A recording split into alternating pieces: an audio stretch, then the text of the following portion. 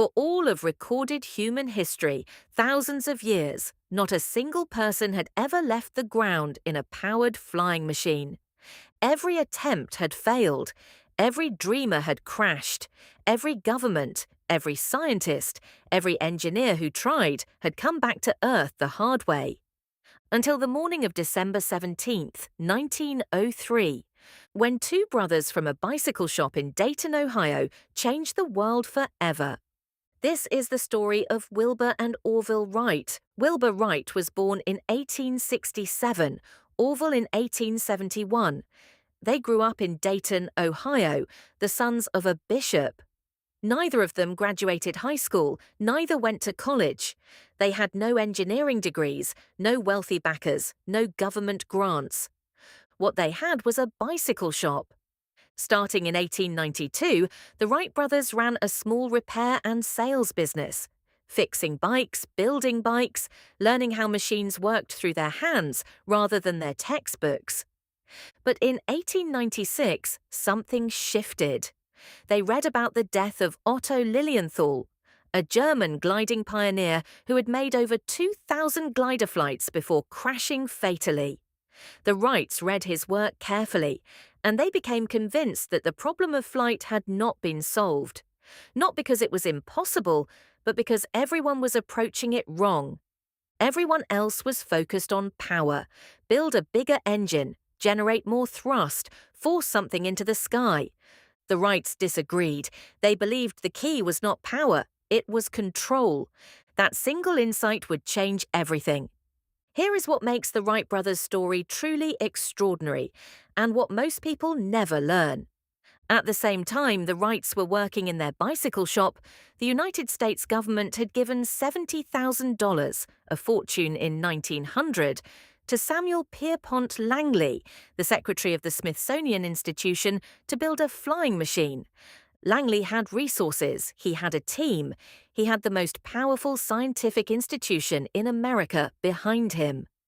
On December 8, 1903, just 9 days before the Wrights flew at Kitty Hawk, Langley launched his great aerodrome off a houseboat on the Potomac River. It plunged straight into the water.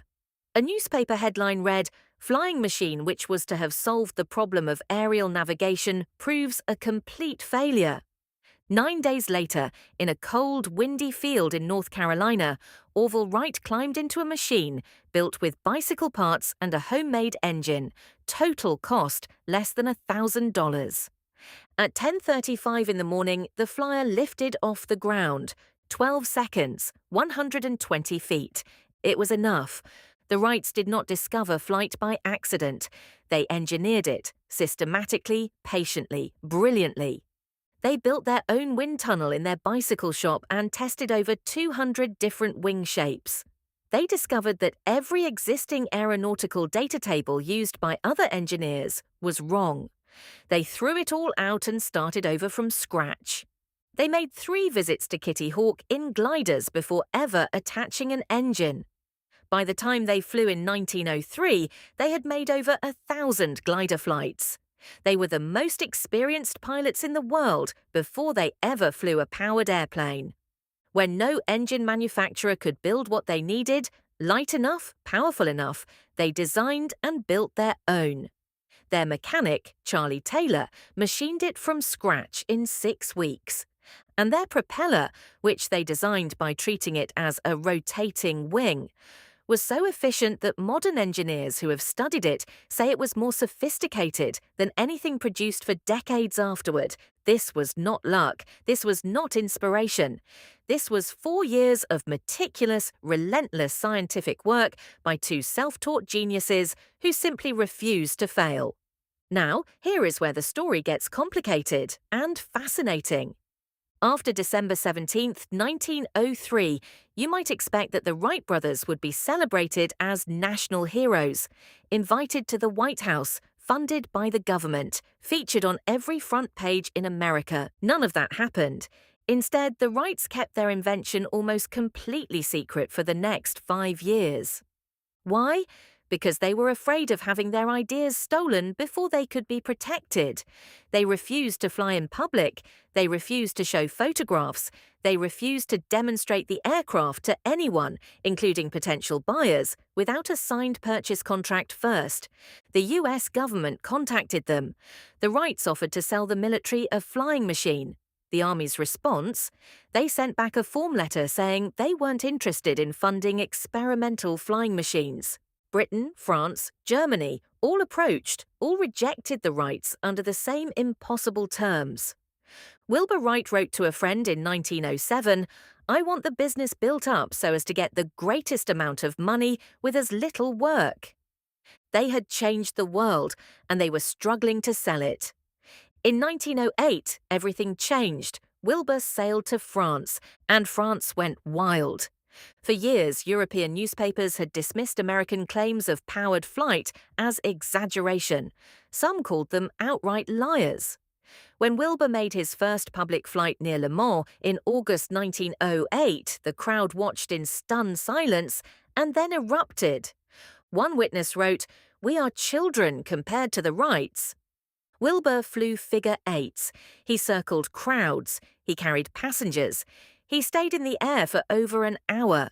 European aviation had been advancing steadily, but nothing it had produced could do what Wilbur did that day. The brothers became the most famous people in the world. Royalty invited them to dinner. Governments begged to buy their machines. Newspapers printed their pictures daily. Back in America, the country that had ignored them for 5 years finally paid attention. The US Army signed a contract. They were paid. They were celebrated. They had won. But the victory would cost them everything.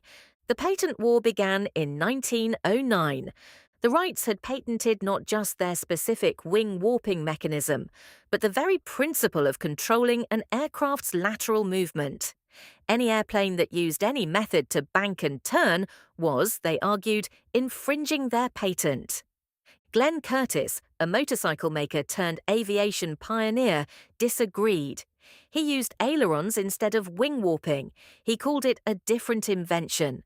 The Wrights called it theft. The lawsuits began, 12 major cases, courtrooms across America and Europe, years of testimony, appeals, counter-appeals.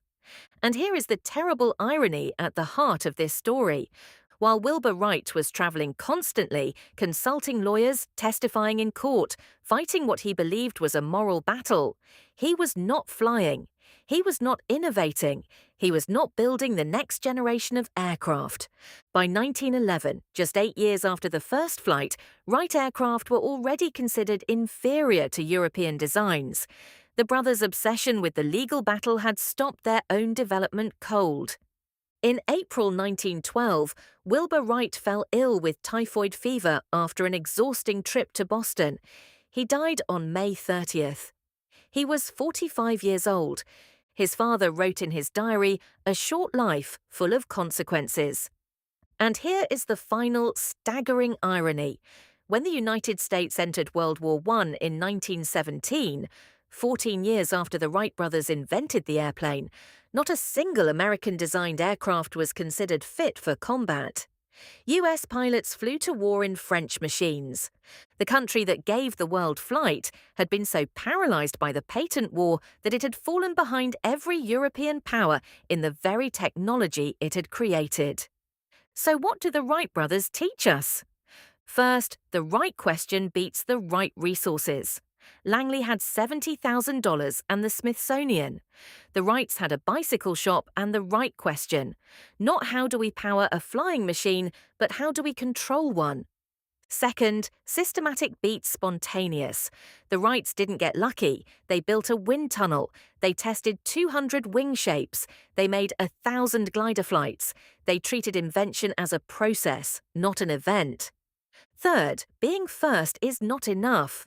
The Wrights invented flight and still lost the aviation industry, to Europe, to Curtiss, to the future.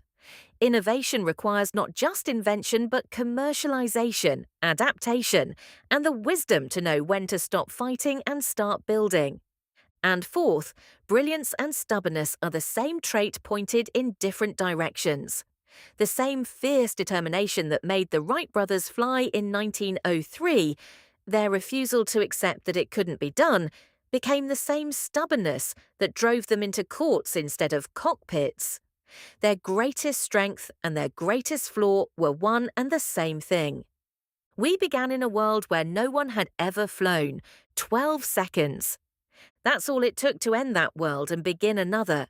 Two brothers, no money, no degrees, no government support, just bicycles and brilliance, and an absolute refusal to believe the impossible was impossible, gave humanity the sky.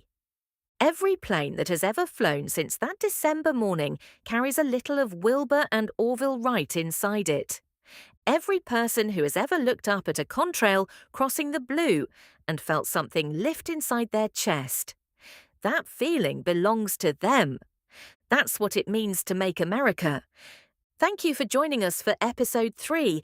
In our next episode, we meet George Eastman, the man who gave everyone a camera, and in doing so, changed how human beings see themselves and their world. Until then, stay curious.